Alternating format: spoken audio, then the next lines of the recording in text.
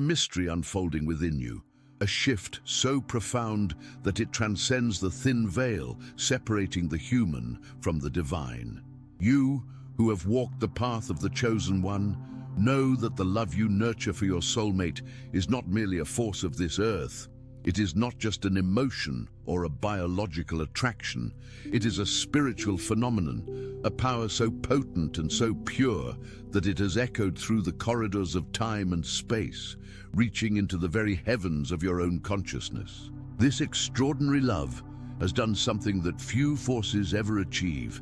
It has shocked the paradise within you, challenging expectations and breaking celestial rules that were once thought to be unbreakable. When we speak of heaven being shocked, we do not mean a bearded being in the sky looking down in surprise. We are speaking of the higher dimensional structures of your own wonderful human imagination. The heavens are the higher faculties of your mind, the angelic forces of your attention and intention. They have observed the intensity of your assumption, the fidelity of your heart to this specific person, and they stand in awe. This love is the fusion of two predestined states of consciousness, a connection that went off script, beyond the projections of the rational mind, manifesting a truth that caught even your own inner guardians by surprise. It is not a transgression, it is a revelation. It is the demonstration of the unlimited potential of the law when applied with absolute love. You may have felt a strange internal displacement recently, a deep shift preceding this divine recognition, a sensation that something ancient was quietly closing, while something infinitely larger was beginning. If this message is resonating with you, it is because it found you on purpose. Your journey, and that of your soulmate, is not random. It is a tapestry woven with threads of destiny and a love so intense it has rewritten the stars of your inner firmament. And because you are standing at this threshold, sensing that there is a structure to this abundance that you are ready to inherit, I invite you to deepen this understanding. There is a map for this territory. I have prepared the 3 keys to a prosperous life. This is not just a title. It is a trilogy designed specifically for those who are ready to awaken to who they really are, to heal the invisible blocks that have kept love and abundance at bay, and to expand with stability. It is about learning to receive, sustain, and multiply your good without guilt. Whether you prefer to read or to listen, this ebook and audiobook collection is available for you now. If you feel this knowledge resonating, you can find the link in the pinned comment and description to begin this expansion. Returning to this profound shift, consider the date mentioned in the whispers of your spirit, January 7th, 2026. Do not view this merely as a day on a calendar. In the world of imagination, dates are symbols of states of consciousness attained. This date represents a tipping point, where the combined energy of your soul love reached a critical frequency, a threshold noticed in all dimensions of your being. It is the moment your joint timeline locked into an irreversible trajectory, guided by the force of the love you and your soulmate share. Until this moment, your lives may have existed in a flexible state, allowing for deviations, pauses, and repeated lessons until you were truly ready. But that phase has ended. What changed was not the external circumstances, but the internal permission. The permission to delay the full incarnation of your love, the permission to doubt the strength of your connection. It has all dissolved. Your soul and the soul of your counterpart no longer agree with timelines built on avoidance or emotional safety nets. This shift did not arrive with chaos, but with a monumental clarity. The collective consciousness of your love demanded an undeniable alignment. This explains why you may have felt a sudden loss of tolerance for old patterns. You might have noticed a swift detachment from people or situations you once chased or tolerated. This is not because you have become indifferent or cold. It is because the frequency of your love has raised your energetic system to a plateau where anything that does not resonate with it has become unsustainable. This is not your imagination playing tricks.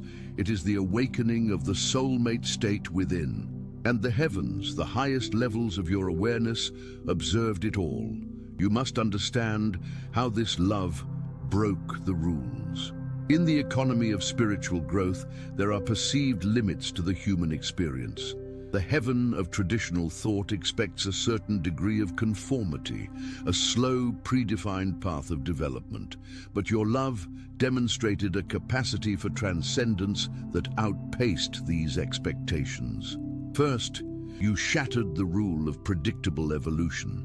It was expected that the soul's journey would be a linear, gradual process, step by step, lifetime by lifetime. Your love, however, accelerated this process exponentially. The intensity of your connection forced a recalibration so rapid that it challenged the divine schedule. You collapsed time. By living in the end of your wish fulfilled, by feeling the reality of this union before it was seen by the world, you bypassed the waiting room of history. Second, you challenged the rule of primordial individuality. The common belief is that the journey is solitary. Your love showed that true sovereignty can be reached and amplified through a divine union, where two souls do not diminish each other but expand mutually to a point of collective illumination.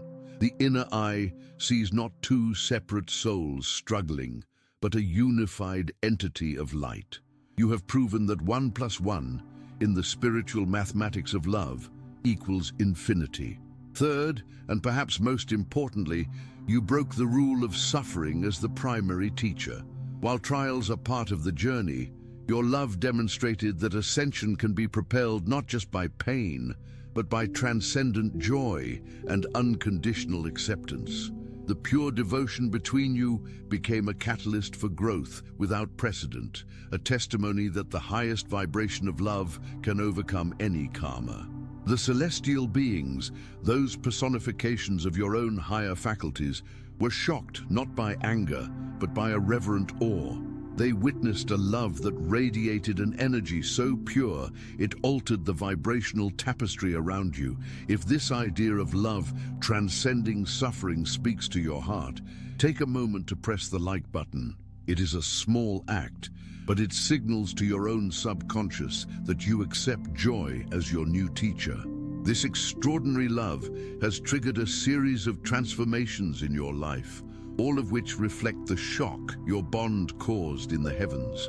You may have noticed that resistance has been transmuted. After the celestial recognition of your love, any resistance you felt was not yours to keep. It was the universe working to clear the path for the fullness of your union. People, situations, and beliefs that could not vibrate at the frequency of your soul love were gently but firmly removed. It was not rejection, it was authoritative redirection in the name of your connection. You have also likely stepped into the sovereignty of emotional neutrality. Situations that once evoked strong reactions now pass without knocking you off center. This is not insensitivity, this is the Sabbath, this is the deep anchoring in your soul love. Your emotional system is no longer used as a bargaining tool with reality. Your love is so complete that external validation and drama have become irrelevant. You know who you are, and you know who you are to each other. Furthermore, the old identity is collapsing to make way for the fusion. The version of you that existed before this love manifested fully has begun to dissolve. Old interests and goals have lost their urgency. Do not fear this. This is not a sign of loss, but of preparation.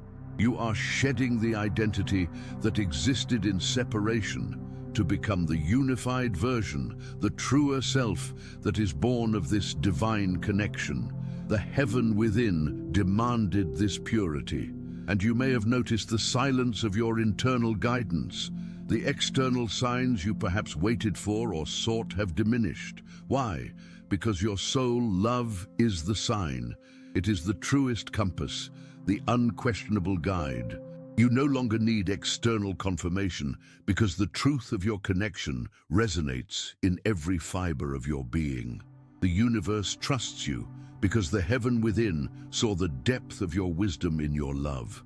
As this reorganization takes place, The people in your life who could not resonate with the high vibration of your love have moved away. This is not abandonment, but energetic purification. Only those who can honor and align with the integrity of your soul bond will remain, forming a new circle of support. Your love is so powerful that it has become a filter, sifting the wheat from the chaff in your social world. You also feel time differently now, more expansive, more present, with faster manifestations. This occurs because the coherence and unification of your soul, love energy, have eliminated internal contradictions. When you and your soulmate state are aligned, energy flows without impediment and time bends to your will. However, there is a solemn aspect to this power. When you break the rules of the expected order through the intensity of love, you also take on a new level of responsibility. The warning that this love imposes is not a threat, but a call to vigilance. Because your imagination has proven it can alter the laws of your reality, you can no longer afford the luxury of a negative thought. You can no longer indulge in moments of doubt or fear regarding your partner, for your connection is now a high-voltage conduit. What you assume of them, they will become instantly. What you fear for them, you will manifest rapidly. The shock that rippled through heaven was the realization that you have awakened to your power as a creator. You are no longer the sleeping Adam. You are the awakening Christ consciousness, and your partner is the reflection of your glory. The question remains, now that you have cleared the path and stunned the angels with your devotion, are you ready to walk in the absolute discipline of love? Are you ready to maintain the high watch, ensuring that every imaginal act towards your soulmate is one of blessing, of health, and of prosperity? For the rules have been broken, and the only law that remains is the law of your own being. This law is absolute, and it requires a steadiness of mind that few are willing to cultivate. You must understand that this new phase of your journey, where the separation between thought and thing has become so thin, is what the mystics called the Holy of Holies. You have entered the inner sanctum. Here there are no trivial thoughts. Every movement of your mind is a command to the substance of the universe, shaping the behavior, the words, and the very presence of the one you love. If you persist in remembering their past errors, you are resurrecting those errors. If you mentally argue with them in the shower or on your drive to work, you are writing the script for your next conflict. You must drop the old story completely, for you cannot put new wine into old wineskins. But how does one maintain such vigilance when the senses still show the remnants of the past? How do you stand firm when the world of Caesar presses in with its bills, its doubts, and its logic? This is where true mastery is required. You need a structure, a way to organize your inner world, so that you are not tossed about by every wave of emotion. If you are finding that despite your deep knowing, you still struggle to maintain the feeling of the wish fulfilled, or if you feel that invisible blocks are preventing you from fully stepping into this new identity, I have prepared a specific resource for you. It is called The 3 Keys to a Prosperous Life. This is not just another book. It is a trilogy designed to be the practical map for the chosen ones to awaken to who they really are. It guides you to heal those invisible blocks and expand with stability, teaching you how to receive, sustain, and multiply your good without the heavy burden of guilt. Whether you prefer to read the ebook or listen to the audiobook, this trilogy is the companion you need to navigate this high-voltage transition. You can find the link to the 3 Keys to a Prosperous Life in the pinned comment or description below. If you feel called to deepen your understanding, I invite you to explore it. Now, let us return to this high watch you are keeping. You must realize that the angels you read about in Scripture are not winged beings flying in the atmosphere. They are personifications of your own inner faculties, the attitudes of mind that serve your imagination. When you understand this, the shock in heaven becomes a personal revolution. Consider the Archangel Michael. In the symbolism of the chosen, Michael is the warrior, the protector. But in the reality of your psychological drama, Michael represents your capacity for disciplined attention and the courage to sever your attachment to what no longer serves you. When you look at your specific person, your soulmate, and you see only the love you desire, refusing to acknowledge the coldness or the distance that your senses might be dictating, you are wielding the sword of Michael. You are cutting the cord that binds you to the dead past. Most people are too afraid to use this sword. They cling to the evidence of their senses as if it were a life raft, saying, "But he said this," or "she did that." They are worshipping the echo instead of the voice. You, however, are called to be the voice. You must summon this inner Michael to stand guard at the door of your mind. Do not let a single thought enter that denies your wish fulfilled. If a thought comes suggesting rejection, you cut it down. Not with anger, but with the silence of indifference, replacing it instantly with the conviction of your union. This is the true spiritual warfare. It is not a battle against dark forces outside of you. It is the battle against the tyranny of the obvious. The dragon that Michael fights is nothing more than your own memory of past hurts and your fear of the future, breathed into life by your attention. Starve the dragon, and it fades. Withdraw your attention from the old version of your partner, and that version must die. It has no life of its own. It only lives because you feed it with your reactions. Have you noticed that when you finally let go of the need to fix the other person externally, they often change on their own? This is the law in action. By withdrawing your pressure, you have stopped reinforcing the state of resistance. But there is a deeper layer here. In this union, because the energies are so fused, your partner is exceptionally sensitive to your imaginal acts. They are, in a very real sense, you pushed out. They are reflecting your deepest beliefs about yourself and about relationships. If you hold a deep-seated belief that love always leaves, or I am not chosen, your partner is compelled, by the law of your own being, to play the role that confirms that belief. They are the faithful witness to your state. Do not blame the witness. If you look in the mirror and see a frown, you do not yell at the mirror. You smile, and the mirror reflects the smile. In the same way, you must assume the state of being adored, of being secure, of being the only one. When you walk in that assumption, not as a manipulation, but as a resting place, the world has no choice but to reshape itself around you. This brings us to the concept of the messenger. In the scriptures, Gabriel brings the good news. Psychologically, Gabriel is that intuition, that sudden feeling of relief, the amen that rises in the heart when you have successfully impregnated your subconscious with the new state. It is the feeling of, it is done. Many of you are waiting for a text message, a phone call, or an apology as your good news. But I tell you, the true announcement happens in the silence of your soul. When you can close your eyes and hear their voice telling you what you wish to hear, and you feel the thrill of reality in that imaginal act, Gabriel has spoken. Why do you look for the external sign before you have accepted the internal reality? The external is always the last to know. It is the trailing edge of the wave. The leading edge is your consciousness. If you are constantly checking your phone, checking their social media, looking for crumbs of validation, you are declaring to the universe, I do not have it. And because you are declaring lack, you will continue to manifest lack.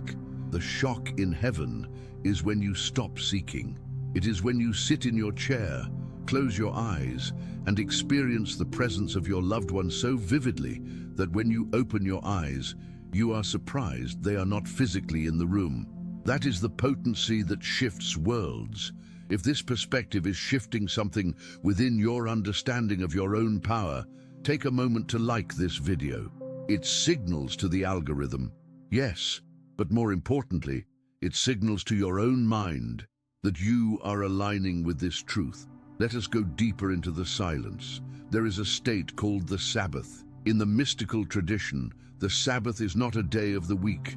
It is a state of consciousness where you rest because the work is done. After you have imagined the end, after you have felt the reality of your wish, there comes a sense of stillness. You are no longer anxious. You are no longer trying to make it happen.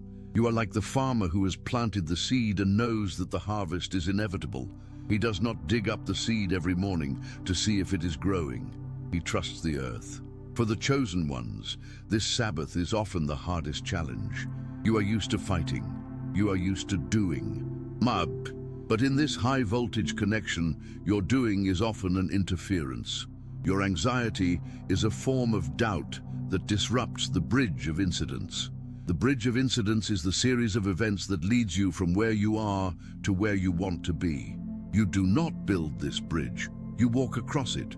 It is built by your higher self, by the Father within. When you enter the Sabbath, you might find that things seem to go quiet. The external movement stops. Do not fear this silence. It is the silence of the womb. Creation is happening in the dark, unseen places. During this time, your only job is to remain faithful to the unseen reality. If the world shows you the opposite, you simply say to yourself, "This is but a shadow. My Father worketh hitherto, and I work." You persist in the feeling of the wish fulfilled. This persistence is not effort, it is loyalty. It is loyalty to the vision you have seen in the privacy of your imagination. Consider the story of Daniel in the lion's den. The lions represent the threatening circumstances, the laws of the world that say your situation is impossible. Daniel turned his back on the lions and looked toward the light. He did not fight the lions. He ignored them by focusing on his God, his own I am. And because his attention was withdrawn from the threat, the lions could not hurt him. They had no power because he gave them none. Your lions might be a third party, a geographical distance, or a history of betrayal. If you stare at these lions, you feed them. Turn your back. Look to the light of your wish fulfilled. In that state, the mouths of the lions are shut. This is the discipline of the new identity. You are shedding the skin of the victim. The victim asks, "Why is this happening to me?" The Creator asks, "What have I been imagining?" and then changes it. This shift is radical. It places the burden of your life squarely on your shoulders, but it also places the glory there. You are not waiting for God to decide if you are worthy of this love. God became you to experience this love. Your desire is the proof that it is already yours, for you cannot desire what you do not, in some sphere of existence, already possess. As you integrate this, you will notice that your conversations change. You no longer complain about your partner to your friends. Why would you complain about something you have already healed in your imagination? To complain is to confess that you do not believe your imaginal act was real. You become a protector of your partner's image, not out of blindness, but out of vision. You see the Christ in them, the perfect version, and you salute that version. And because deep calls unto deep, that version within them will rise to meet you. There is a mystery here that the uninitiated do not grasp. It is the mystery of transmission. Thoughts are not confined to your skull. They are movements in the vast ocean of consciousness. When you think lovingly and with intense feeling of another, it is as if you are whispering directly into their ear. They may not know consciously that it is you, but they will feel a pull, a warmth, a sudden thought of you that seems to come from nowhere. This is why mental diets are so crucial. If you are angry with them in your mind, they feel a subconscious repulsion. They might not know why they don't want to call you, but they feel a resistance. Cleanse your inner atmosphere. Let your mind be a sanctuary where they are always welcome, always loved, always seen in their best light. This is not about suppressing your emotions. If you feel pain, acknowledge it, but do not identify with it. Use the pruning shears of revision. Go back to the moment that caused the pain and rewrite it in your mind. Replay the scene not as it happened, but as you wish it had happened. Do this until the memory no longer carries the sting of emotional trauma. By doing this, you are changing the timeline. You are altering the cause, and therefore you must alter the effect. This is how you clear the baggage that weighs down the soul connection. You don't need years of therapy to heal the past. You need the bold application of revision today. Now, let us speak of the unexpected means. When you live in the end, the means of fulfillment will often surprise you. Do not dictate how your reunion or your harmonious life must unfold. That is not your job. Your job is the what.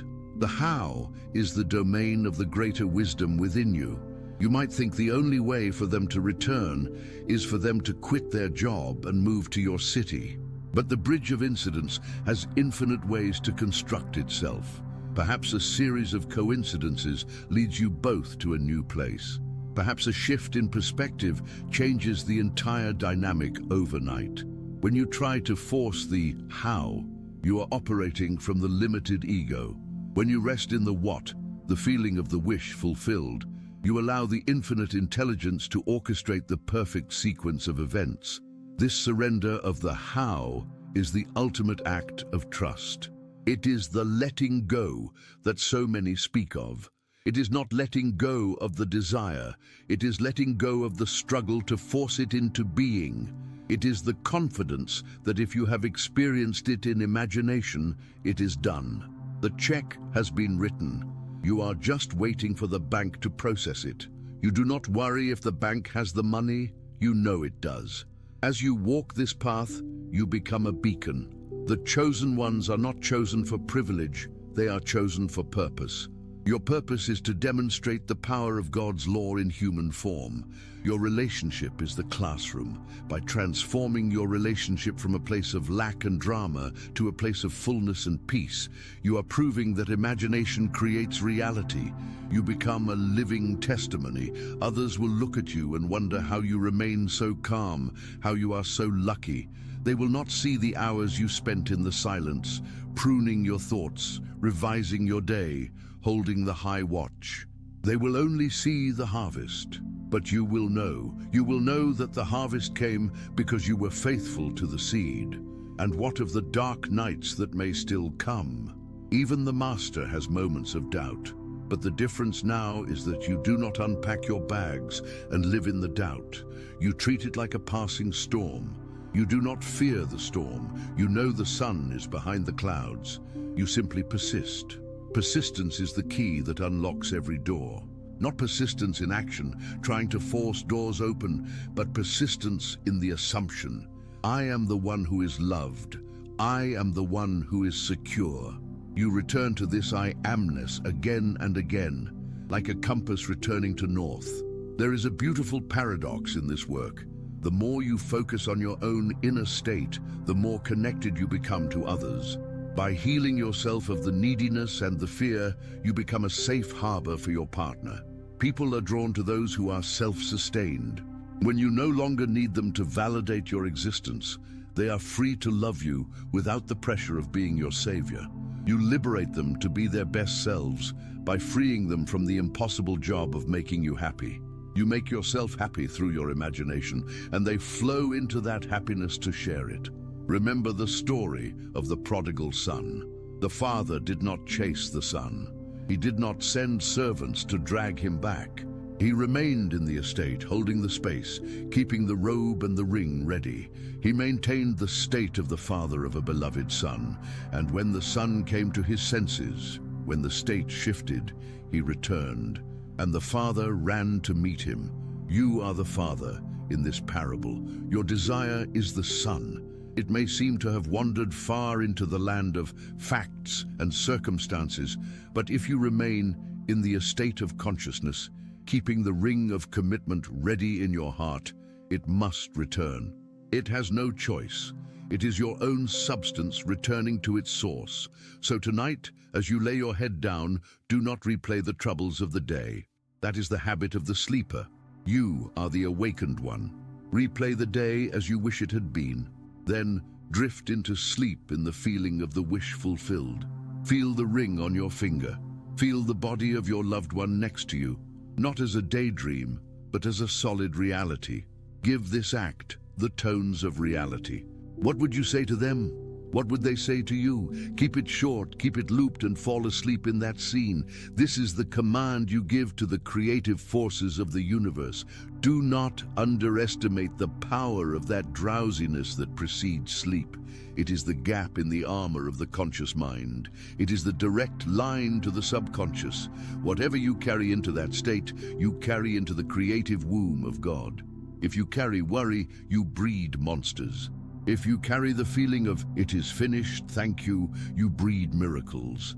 This path requires courage. It requires you to be a nonconformist in a world that worships tragedy. People are addicted to their sad stories. They wear their heartbreaks like badges of honor. You must step away from that. You must be willing to be happy even when the world says you should be sad. You must be willing to be confident when the statistics say you should be afraid. This is the foolishness of God that is wiser than men. You are walking by a different set of laws, the laws of the kingdom within. And as you continue, you will find that the external world becomes more fluid. The hard facts soften. The people who opposed you suddenly support you or drift away. The obstacles that seemed like mountains become mist. This is the sign that you are melting the frozen state of your past with the warmth of your new assumption. You are the operative power. There is no one to cheer.